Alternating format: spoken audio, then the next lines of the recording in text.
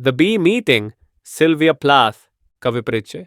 Sylvia Plath 20वीं सदी की एक प्रसिद्ध अमेरिकी कवयित्री थी जो अपने आत्मसंघर्ष, अवसादों और गहन भावनात्मक कविताओं के लिए जानी जाती हैं। उनका लेखनात्मक कथात्मक होता था और एक्स रूढ़ों ने अपनी व्यक्तिगत पीड़ा, मनोवैज्ञानिक तनाव और सामाजिक मुद्दों को व्यक्त किया। द बी मीटिंग उनकी अंतिम रचनाओं में से एक है जो उनके प्रसिद्ध एरियल संग्रह में प्रकाशित हुई थी। कविता का परिचय।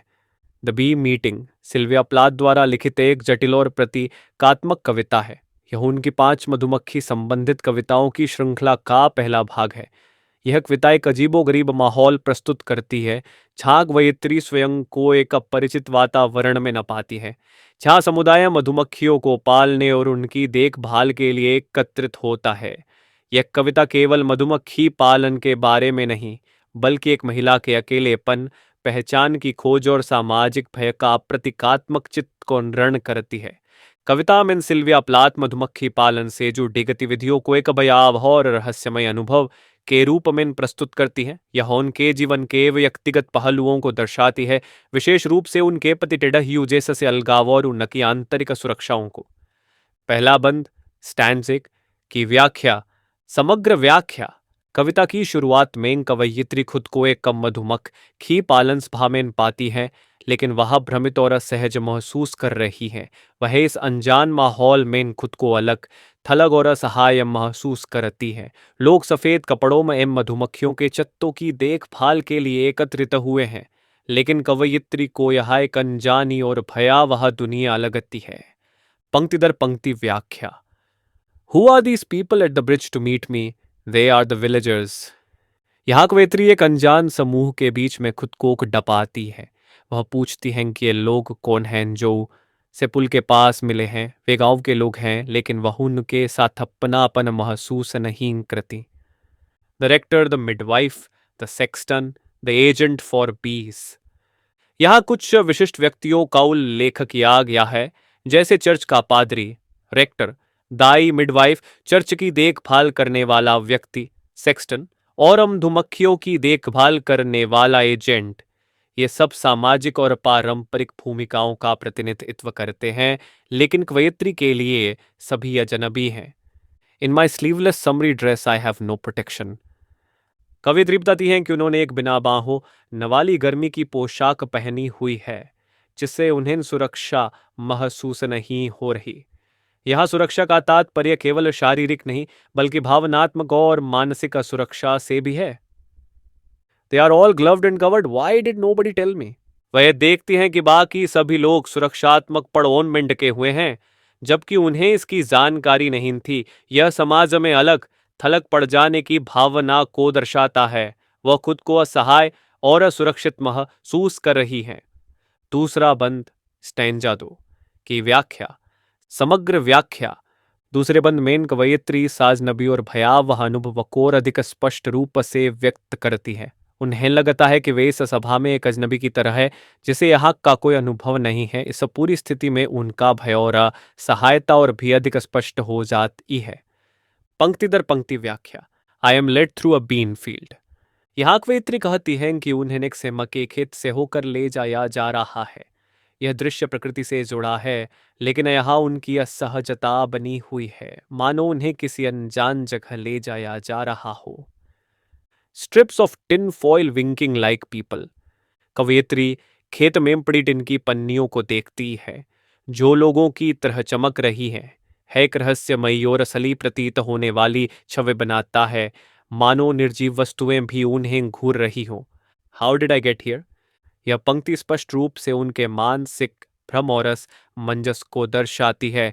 उन्हें लगता है कि वे अचानक किसी अज्ञात दुनिया में आ गई हैं, जहां वे सहज नहीं हैं। Where are my gloves and hat? वह खुद से पूछती हैं कि उनके दस्ताने और टोपी कहाँ में हैं। यानी वे खुद को असुरक्षित और तैयार न होने की स्थिति में पाती हैं। यह प्रतीकात्मक रूप से उनकी भावनात्मक नाजुकता को दर्शाता है। Where is the beekeeper who can tell me? कवयित्री किसी ऐसे व्यक्ति की तलाश में हैं जो उन्हें मार्गदर्शन दे सके। यहाँ बी कीपर को एक ऐसे व्यक्ति के रूप में देखा जा सकता है जो उन्हें सुरक्षा और स्पष्टता प्रदान कर सके, लेकिन ऐसा कोई व्यक्ति वहां नहीं है।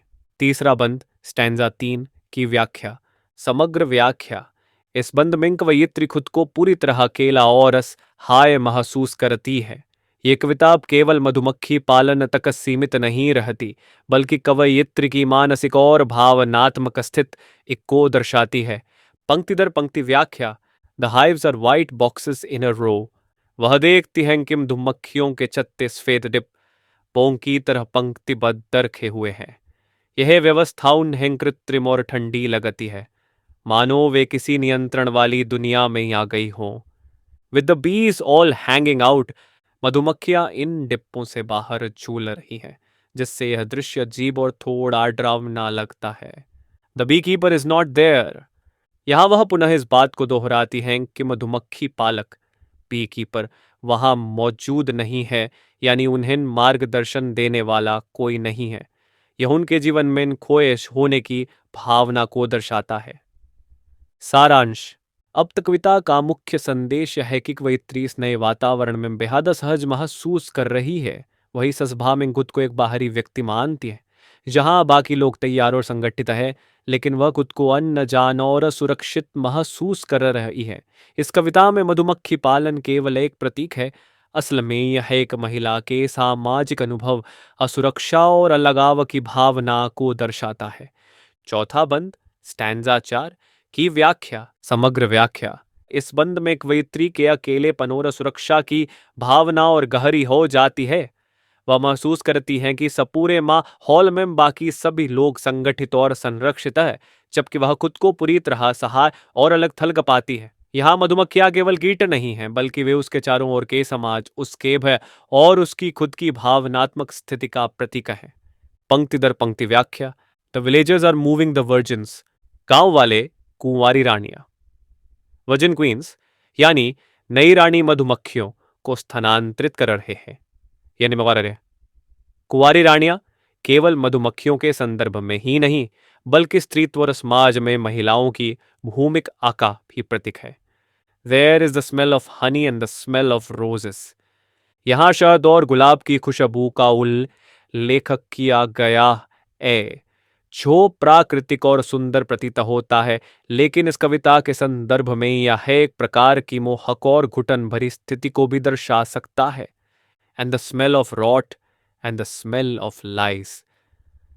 यहां कवयित्री दो विपरीत गंधों का उल्लेख करती है। पहली शहद और गुलाब की मीठी खुशबू, और दूसरी सड़ांध और झूठ की दुर्गंध। यह समाज की दोहरी प्रकृति को उजागर करता है, बाहरी सुंदरता और आंतरिक छलावा। पांचवा बंद स्टैंज 5 की व्याख्या। समग्र व्याख्या। इस बंद में कवयित्री अपने परिवेश को और अधिकजन बियोर डरावना महसूस करने लगती है। वह खुद को पूरी तरह से इस माहौल में अनुपयुक्त मानती है। पंक्ति दर पंक्ति व्याख्या। I M in a dress of stones without shoes.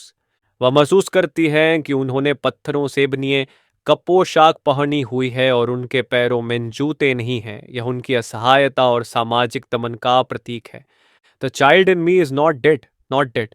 वह यहाँ कहती हैं कि उनके भीतर का मासूम बच्चा भी मरा नहीं है।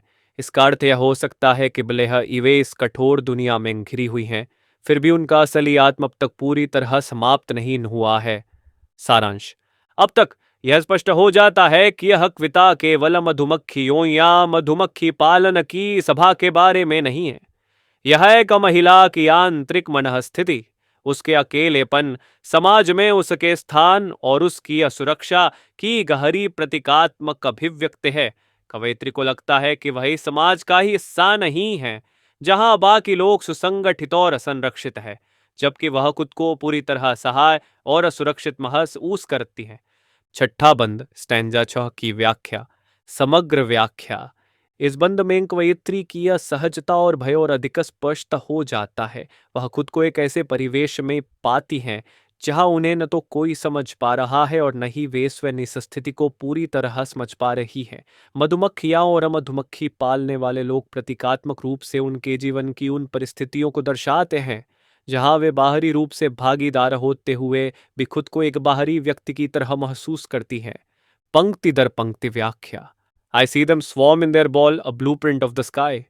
वह देखती हैं कि मधुमक्खियां एक झुंड के रूप में गोलाकार घूम रही हैं। इसे आकाश के नक्शे के रूप में वर्णित किया गया है, जिससे यह प्रतीत होता है कि वे संगठित है, एक पैटर्न में बंधी हुई है। ये व्यवस्था उनके स्वयं के जीवन की व्यवस्था के विपरीत प्रतीत होती है। They are nothing pure, they are that wrapped fantasy that. कवयित्री यहाँ कहती हैं कि ये मधुमक्खियां पुर ई तरह से शुद्ध नहीं है। वे केवल एक सम्मोहक कल्पना, रैप्ड फैंटेसी हैं, यानी वे वास्तविकता और भ्रम के बीच की स्थिति का प्रतीक है। Crowded glittering and secret Honey combs of the stars. यह पंक्ति मधुमक्खियों को चमकदार और रहस्यमय उपमेय प्रस्तुत करती है। Secret Honey combs of the stars, सितारों के गुप्त छत्ते। यह दर्शाता है कि उनके भीतर कोई रहस्य छिपा हुआ है, जिसे केवल सतह से देखना संभव नहीं है। सातवां बंद, स्टांजा 7 की व्याख्या, समग्र व्याख्या। इस बंद में कवयित्री पूरी तरह से खुद को इस रहस्यमयी वातावरण में असहाय महसूस करने लगती है। वह किसी तरह इस पूरी स्थिति को समझने की कोशिश कर रही है, लेकिन हर चीज एक जटिल रहस्य की तरह प्रतीत हो रही है। पंक्ति दर पंक्ति व्याख्या। The moon is no door, it is a face in its own right. यहाँ कवयित्री चंद्रमा को एक दरवाजे के रूप में देखने से इनकार करती हैं। इसका अर्थ यह हो सकता है एक ही वही से काशाया मार्ग के रूप में नहीं देखती, बल्कि यह एक ठंडी, अलग थलग और निरीह वस्तु है। वाइट एज अ नकल एंड टेरिबली अपसेट। चंद्रमा की तुलना श्वेतपोर नकल से की गई है, जो तनाव और क्रोध का प्रतीक हो सकता है। यह चंद्रमा को भय और पीड़ा से जोड़ता है, जो कवयित्री की मानसिक स्थिति को दर्शाता है। It drags the sea after it like a dark crime, it is quiet. यह पंक्ति चंद्रमा और ज्वर के बीच के संबंध को दर्शाती है। चंद्रमा समुद्र की लहरों को नियंत्रित करता है, लेकिन यहाँ इसे एक अंधेरे अपराध के रूप में वर्णित किया गया है, जो यह संकेत देता है कि यह कोई प्राकृतिक प्रक्रिया नहीं, बल्कि एक जबरदस्ती की गई क्रिया है। सारांश। अब तक कविता में कवयित्री की असहायता और अलग आवक ये भावना और भी अधिक गहरी हो गई है। उन्हें लगता है कि वे एक ऐसे समाज में हैं जहां वे पूरी तरह से फिट नहीं हो पा रही हैं। मधुमक्खियां और उनके चत्ते समाज की संरचना और संगठन का प्रतीक है, जबकि कवयित्री खुद को उसमें पूरी तरह से अकेली महसूस करती है। आठवां बंद, स्टांजा 8 की व्याख्या, समग्र व्याख्या। इस बंद में कवयित्री का अलगाव और भय और गहरा हो जाता है। वह महसूस करती हैं कि जो कुछ भी हो रहा है वह उनके नियंत्रण से बाहर है। वे इस पूरे घटनाक्रम में केवल एक बाहरी दर्शक की तरह उपस्थित है। पंक्ति दर पंक्ति व्याख्या। The woods are distant, the town is distant. कवयित्री यहाँ कहती हैं कि जंगल और शहर दोनों ही उन से दूर है। इसका प्रतीकात्मक अर्थ यह है कि वे न तो प्रकृति के करीब महसूस कर रही हैं, न ही समाज के। वे पूरी तरह अकेली हैं, कहीं से भी जुड़ाव महसूस नहीं कर रही हैं। I am a lantern, my head a moon. यहाँ वे खुद को एक लालटेन के रूप में देखती हैं, जिसमें उनका सिर चंद्रमा के समान है। इसका अर्थ यह हो सकता है कि वे अपने आस पास की चीजों को देख रही हैं, लेकिन वे खुद इस दुनिया से अलग थलग महसूस कर रही हैं। Of Japanese paper, my gold beaten skin. यह पंक्ति उन्हें एक नाजुक वस्तु की तरह प्रस्तुत करती है। जापानीज पेपर, जापानी कागज बहुत पतला और नाजुक होता है, जो यह दर्शाता है कि कवयित्री खुद को मानसिक और अब भावनात्मक रूप से बेहद संवेदनशील और कमजोर महसूस कर रही है। नवाम बंद, स्टैंसनो की व्याख्या, समग्र व्याख्या। इस बंद में इन कविता पूरी तरह से एक गहरी दार्शनिक स्थिति में पहुंच जाती है। कवयित्री अपने चारों ओर के वातावरण को समझने की कोशिश कर रही हैं, लेकिन हर चीज उन्हें रहस्यमयी लग रही है। पंक्ति दर पंक्ति व्याख्या। Infinitely delicate and infinitely expensive. वे खुद को अति संवेदनशील और मूल्यवान मानती हैं, लेकिन यह मूल्य उन्हें किसी प्रकार की सुरक्षा नहीं देता, बल्कि और अधिक असहाय बना देता है। I ought to be nothing but I flare. कवयित्री सोचती हैं कि उन्हें शून्यता में लीन हो जाना चाहिए, लेकिन फिर भी वे जल रही हैं, यानी वे अपनी पीड़ा के साथ जीवित है। यह अस्तित्व के संघर्ष का प्रतीक है। I am raw, I am a scapegoat. वे खुद को कच्चा यानी पूरी तरह से संवेदनशील महसूस करती है। स्केपगोट, पलिकाप करा। का अर्थ है कि वे एक ऐसी स्थिति में हैं जहां उन्हें बलिदान किया जा रहा है या दोषी ठहराया जा रहा है। 10वां बंद स्टैंजा 10 की व्याख्या समग्र व्याख्या। अब कविता अपने चरम पर पहुंचती है। कवयित्री को पूरी तरह से हसासा हो जाता है कि वे इस माहौल में पूरी तरह खेली हैं और उनकी भावनात्मक अवस्था इस पूरी सभा से मेल नहीं खाती। पंक्ति दर पंक्ति व्याख्या। द पीस अनफिक्स मी। मधुमक्खियां उन्हें अस्थिर कर देती हैं। यह मधुमक्खियां केवल असली कीट नहीं हैं, बल्कि उनके चारों ओर की परिस्थितियां, लोग और समाज के प्रतीक हैं जो उन्हें मानसिक रूप से परेशान कर रहे हैं। Their wings enter and exit my forehead. ये एक भयावह छवि बनाता है जहां मधुमक्खियां उसके माथे में प्रवेश कर रही हैं और बाहर निकल रही हैं। इसका अर्थ ये हो सकता है कि उनके विचार पूरी तरह से सेग भरा चुके हैं और वे मानसिक रूप से संघर्ष कर रही हैं। I am exhausted, I am exhausted. वे पूरी तरह थक चुकी हैं। यह केवल शारीरिक नहीं, बल्कि मानसिक और भावनात्मक थकावट को दर्शाता है। सारांश। अब तक कविता स्पष्ट रूप से यह दिखाती है कि कवयित्री खुद को अपने समाज में पूरी तरह अलग थलग महसूस कर रही है। मधुमक्खियां, छत्ते, गांव वाले, ये सब उनके जीवन की उन चीजों का प्रतीक है जो उन्हें नियंत्रित करने की कोशिश कर रही हैं। वे अपने अस्तित्व से संघर्ष कर रही है और अंततः खुद को पूरी तरह से तकाहू और असहाय महसूस कर रही हैं। निष्कर्ष। द बी मीटिंग केवल मधुमक्खी पालन के बारे में नहीं है, बल्कि यह एक गहरी आत्मविश्लेषणात्मक कविता है जो समाज में महिलाओं की स्थिति, कवयित्री की मानसिक अवस्था और उनके अकेलेपन को दर्शाती है। यह कविता अस्तित्व, पहचान और सामाजिक अलगाव से जुड़े प्रश्न उठाती है। 11वां बंद स्टांजा 11 की व्याख्या समग्र व्याख्या। अब कविता अपने अंतिम हिस्से की ओर बढ़ रही है। छाक कवयित्री अपने चारों ओर के माहौल को और अधिक रहस्यमयी और डरावना अनुभव करती हैं। यह बंदून की मानसिक और भावनात्मक थकावट को और गहराई से आगर करता है। वे खुद को इस पूरे अनुभव से बाहर निकालने की कोशिश कर रही हैं, लेकिन वे पूरी तरह सहाय और नियंत्रित महसूस कर रही हैं। पंक्ति दर पंक्ति व्याख्या। Is it the hawthorn that smells so sick? कवयित्री पूछती हैं कि क्या यह हॉथॉर्न एक प्रकार का पेड़ित है जिससे इतनी भी मार कर देने वाली गंध आ रही है? यहाँ यह गंध केवल वास्तविक गंध नहीं, बल्कि उनकी मानसिक स्थिति का प्रतीक भी हो सकती है। The barren body of hawthorn etherizing its children. हॉथॉर्न के पेट को चौर नीर सप्ताह आ गया है जो अपने ही बच्चों को चेतना शून्य कर रहा है। यह अपने मातृत्व, समाज में इन महिलाओं की स्थिति और भावनात्मक अलगाव को दर्शा सकती है। Is it some operation that is taking place? कवयित्री सोचती हैं कि क्या यह सब किसी प्रकार का औन ऑपरेशन है। यह औन ऑपरेशन एक ऐसी क्रिया को दर्शाता है जो उनके नियंत्रण से बाहर है, मानो वे किसी जबरदस्ती की गई प्रक्रिया का हिस्सा है। It is the surgeon my neighbours are waiting for. वे कहती हैं कि उनके पड़ोसी किसी सर्जन, शल्य चिकित्सक का इंतजार कर रहे हैं। यह प्रतीकात्मक रूप से दिखाता है कि समाज किसी प्रकार के हस्तक्षेप की प्रतीक्षा कर रहा है जो शायद कवयित्री परला कुकिया जाने वाला है। 12वां बंद स्टांजा 12 की व्याख्या समग्र व्याख्या। इस बंद में कवयित्री खुद को पूरी तरह सहाय महसूस करती हैं। उन्हें लगने लगता है कि उनकी पहचान हो रही है और वे इस पूरे अनुभव से पूरी तरह हटक चुकी है। पंक्ति दर पंक्ति व्याख्या।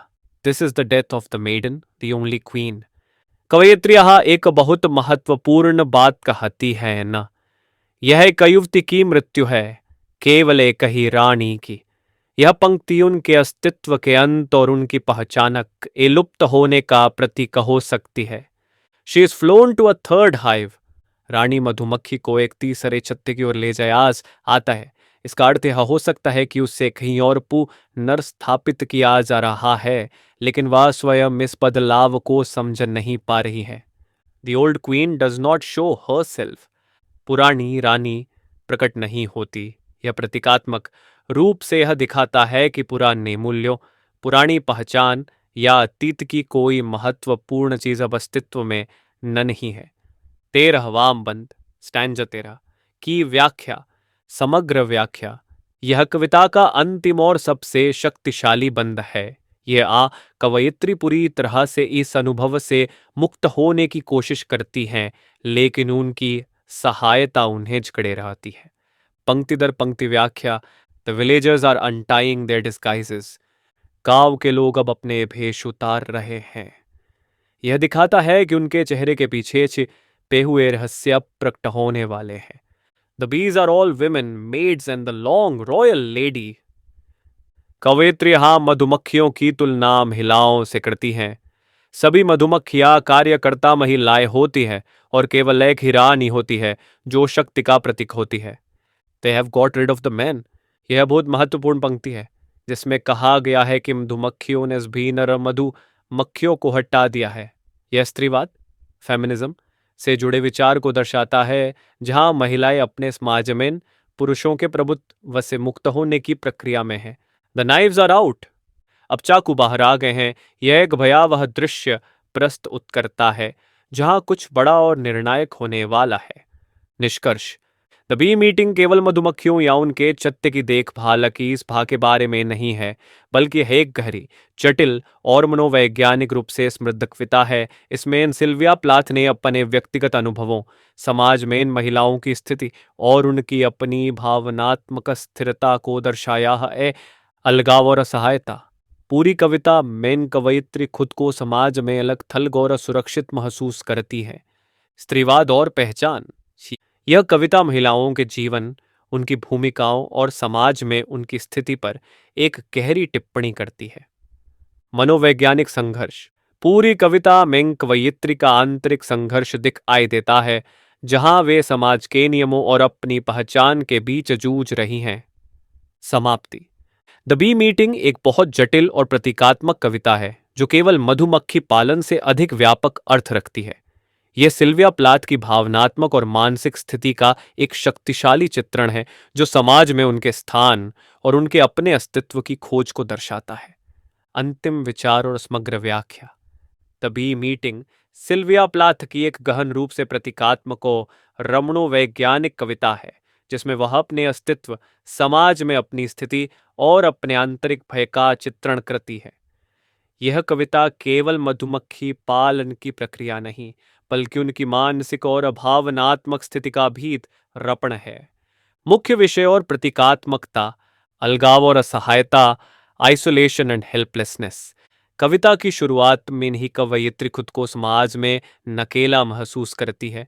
वह ऐसे समूह में है जहाँ सब कुछ संगठित है, लेकिन वह खुद को वहाँ अनुपयुक्त पाती है। मधुमक्खियाँ बीज के रूप में। मधुमक्खियाँ केवल वास्तविक कीट नहीं हैं, बल्कि समाज, महिलाओं की भूमिका और एक सामूहिक व्यवस्था का प्रतीक है। कार्यकारी मधुमक्खियाँ सभी महिलाएं होती हैं और केवल एक रानी होती है जिसे अंततः हटा दिया जाता है। स्त्रीवाद और पहचान, फेमिनिज्म एंड आइडेंटिटी। पूरी कविता में महिलाओं की सामाजिक स्थिति का एक प्रतीकात्मक चित्रण है। अंत में they have got rid of the man, उन्होंने पुरुषों को हटा दिया, जैसी पंक्तियां इस बात का संकेत देती हैं कि यह समाज में महिलाओं की शक्ति और आत्मनिर्भरता के संघर्ष को दर्शा रही है। भय और अस्तित्व का संघर्ष, फियर एंड एग्जिस्टेंशियल क्राइसिस। पूरी कविताएं मानसिक संघर्ष को दर्शाती है। कवयित्री अपने परिवेश से भयभीत है, वे खुद को बचाने के लिए संघर्ष कर रही हैं और आखिर में वे पूरी तरह थक चुकी होती हैं। मृत्यु और पुनर्जन्म, डेथ एंड रीबर्थ। कविता के अंत में the knives are out, show the, चाकू बाहर आ गए हैं, जैसी पंक्तियां एक निर्णायक क्षण को दर्शाती है जहां कुछ नया होने वाला है, शायद पुरानी पहचान की समाप्ति और किसी नई स्थिति की शुरुआत। सारांश। कविता की शुरुआत में कवयित्री खुद को एक ऐसी सभा में पाती हैं जहां सब कुछ व्यवस्थित है, लेकिन वे खुद को बाहरी महसूस करती हैं।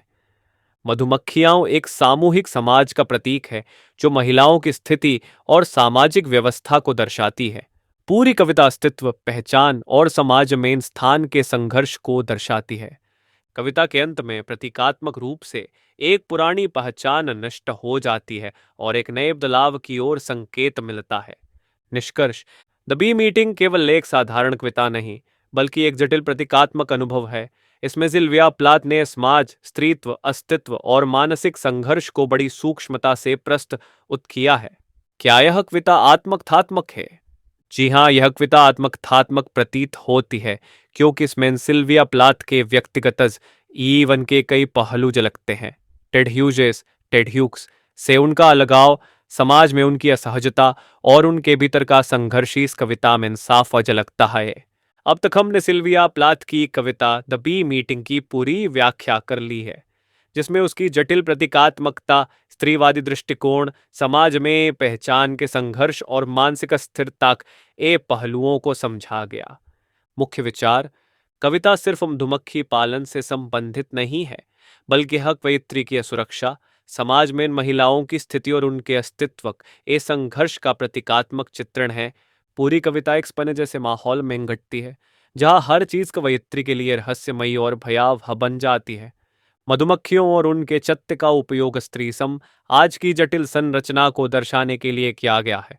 कविता का अंत एक शक्तिशाली प्रतीक के रूप में होता है, जहां यह संकेत मिलता है कि समाज में इन परिवर्तन होने वाला है, पुराने नियमों का अंत और नई संरचना का जन्म। कविता का मनोवैज्ञानिक पहलू: सिल्विया प्लाथ की मानसिक स्थिति इस कविता में परिलक्षित होती है।